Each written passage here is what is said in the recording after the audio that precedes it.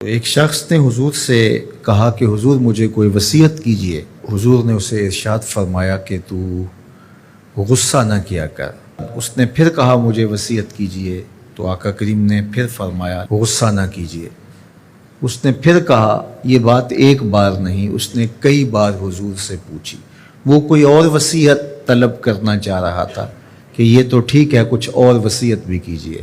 اس سے ایک تو اس شخص کی ذاتی صورتحال ایسی ہوگی، اور دوسری یہ ہے کہ اس نصیحت کی اہمیت کے پیش نظر کہ غصہ جب انسان کو آتا ہے تو وہ مغلوب ہو جاتا ہے اور بہت غلط فیصلے کر بیٹھتا ہے۔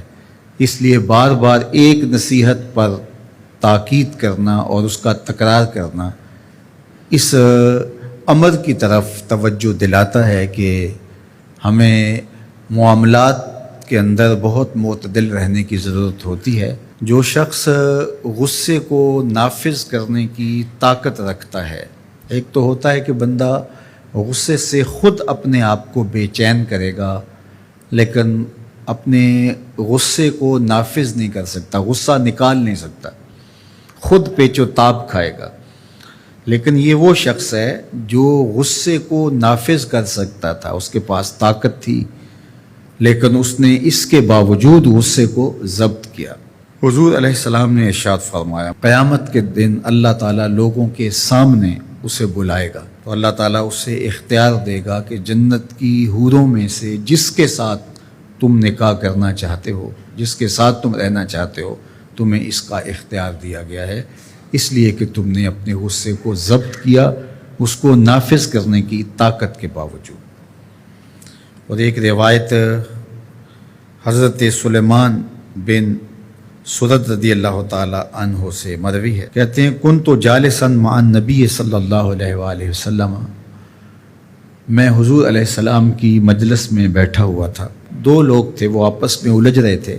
ان میں سے ایک شخص کا چہرہ غصے سے سرخ ہو گیا، رگیں پھولی ہوئی تھیں، اور ایک دوسرے کے لیے سب و شتم کا ماحول پیدا ہو گیا تھا۔ اللہ کے رسول صلی اللہ علیہ وآلہ وسلم نے ارشاد فرمایا، میں ایسا کلمہ جانتا ہوں کہ اگر یہ کلمہ پڑھ لیں تو ان کا یہ غصہ زائل ہو جائے گا، ان کی جو کیفیت ختم ہو جائے گی۔ اور وہ کیا ہے؟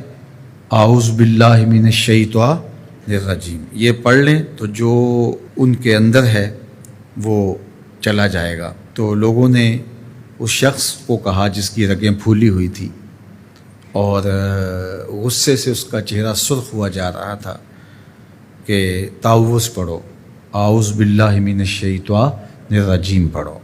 اور یہ اللہ تعالیٰ نے قرآن مجید میں ارشاد فرمایا ہے کہ جب غصے سے انسان بے قابو ہو جائے تو اس کو چاہیے کہ وہ اپنے غصے سے باہر نکلنے کے لیے تعوذ پڑھے۔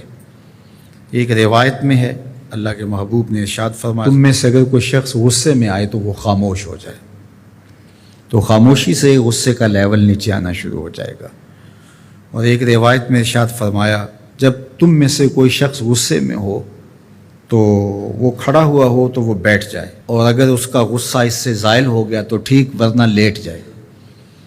یعنی اگر وہ کھڑا ہو تو بیٹھ جائے، اور اگر بیٹھنے کے باوجود بھی غصہ ختم نہیں ہونے پا رہا تو لیٹ جائے، خاموش ہو جائے، تعوذ پڑھے اور بیٹھ جائے یا پھر لیٹ جائے۔ تو یہ چار صورتیں غصے کو کم کر دیتے ہیں۔